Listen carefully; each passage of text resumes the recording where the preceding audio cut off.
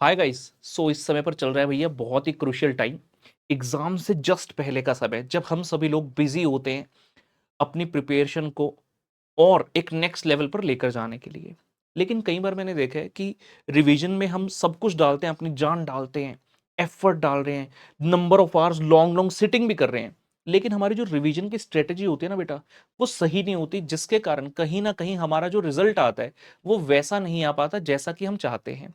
तो किस तरह से रिवीजन जो है करनी है, इस वीडियो के अंदर प्रैक्टिकल सब्जेक्ट की रिवीजन स्ट्रेटेजी को कवर करने वाला हूं। ये वही स्ट्रेटेजीज हैं जो मैंने अपने समय पर लगाई, जिसके कारण 5 बार रैंक भी लेकर आया and I got examinations with very good marks in all those papers as well. So practical subject को रिवाइज करने का एक बेस्ट तरीका क्या है?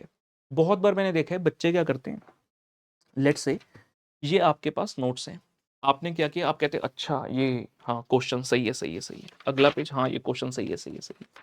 This is not the way to do a practical subject. Practical subject नाम में ही practical है, आपको लिख लिख कर करना पड़ेगा।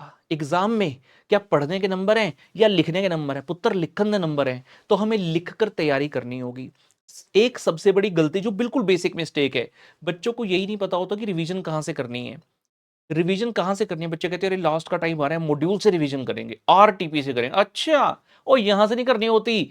जब आपने क्लास ली है, जिस टीचर से आपने क्लास ली है, उस टीचर ने जो नोट्स दिए हैं, अगर आपको उस पर भरोसा है तो वहीं से पढ़ना है। हाँ, अगर आप किसी ऐसे व्यक्ति के हाथ में फंस गए थे जिसने कुछ कराया धराया नहीं है, कोई नोट्स नहीं है, सब कुछ ऐसे ही था, मजा कुछ नहीं आया, उस केस में you will have to find out the alternative sources.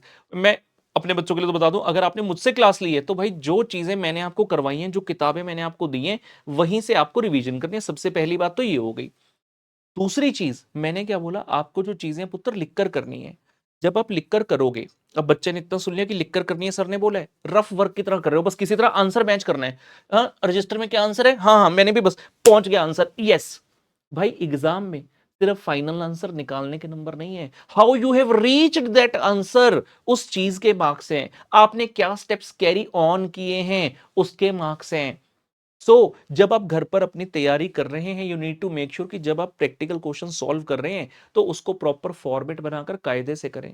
Sir कितने क्वेश्चन करने चाहिए? मैं ऐसा मानता हूं कि हर कॉन्सेप्ट का पहली रिवीजन में कम से कम एक क्वेश्चन तो करना ही चाहिए। सर कैसे पता चलेगा कॉन्सेप्ट? जैसे जब मैं पढ़ाता हूं, मैं पूरे चैप्टर को कॉन्सेप्ट वाइज डिवाइड कर देता हूं और हर कॉन्सेप्ट से संबंधित अलग अलग क्वेश्चन करवाता हूं। तो मेरे उसके अनुसार हर कॉन्सेप्ट का आपको मिनिमम एक क्वेश्चन करना चाहिए। जब आप सेकंड रिवीजन पर पहुंच जाओगे तो हर चैप्टर में जितने भी क्वेश्चंस हैं, मतलब उसमें से आपने फर्स्ट रिवीजन में बेसिकली जितने किए उसका 50% करने चाहिए, और थर्ड रिवीजन में हर चैप्टर से एक या दो क्वेश्चन करके देखना चाहिए। बिकॉज एग्जाम में क्या होता है बेटा, आई हैव ऑब्जर्व, आप क्वेश्चन पढ़ते हो एग्जाम में, क्वेश्चन समझ में आ गया, आंसर पता है, लेकिन जब पेन उठाते हैं लिखने के लिए, ये पता ही नहीं होता कि आंसर को प्रेजेंट कैसे करना है। ये एक सबसे बड़ी दिक्कत है, जिसके कारण बहुत सारे बच्चे एग्जाम्स आते हुए भी उतने नंबर नहीं ला पाते जितना उनके अंदर पोटेंशियल था। सो आप जब रिवीजन कर रहे हैं उस समय पर अगर इन चीजों को अपनाएंगे, जो टिप्स मैंने बताई हैं, तो डेफिनेटली आप एग्जाम में अच्छा बेटर परफॉर्म कर पाएंगे। साथ ही साथ ये भी देखा गया है कि जब आप एग्जाम देने जाते हैं, एग्जाम आपका पूरा ही नहीं होता। हाँ, ऐसा कुछ नहीं है कि एग्जाम पूरा होने पर ही पास होंगे, लेकिन जितना ज्यादा अटेम्प्ट कर पाओ उतना बेटर है। अगर कोई बच्चा 70 का करके आ रहा तो भाई बेटर है कि तू 90 का कर देता, 95 का कर देता, 100 का कर देता। तो एग्जाम अटेम्प्ट करने में भी आपको बहुत ज्यादा हेल्प मिलेगी अगर आप चीजों को घर पे जब प्रिपरेशन कर रहे हैं तो लिखकर अगर आप देखते हैं। साथ में सारे के सारे वर्किंग नोट कायदे से बनाए होने चाहिए। वर्किंग नोट्स की टैगिंग करना बड़ा जरूरी होता है। आपने मेन आंसर किया, उसके बाद 4 वर्किंग नोट बनाए हैं, तो कौन सा वर्किंग नोट मेन आंसर में किस चीज के लिए है वो भी बताना बड़ा आवश्यक है। मतलब जब आपने आंसर अपना प्रेजेंट किया, उसके अंदर जिस पॉइंट के साथ वर्किंग नोट 1 है, तो उस पॉइंट के ब्रैकेट में WN1 लिखना चाहिए कि वर्किंग नोट नंबर 1 इस चीज के लिए, similar for WN2, 3 and 4 and so on पुत्र। ठीक है जी, तो इस तरह से अपनी तैयारी को आगे बढ़ाइए, डेफिनेटली सक्सेस आपको मिलेगी। साथ साथ कमेंट सेक्शन में दसना तुम्हारा व्यू पॉइंट क्या है, आप अपनी तैयारी प्रैक्टिकल सब्जेक्ट की किस तरह से करते हैं। बाकी all the very best from my side, bye bye.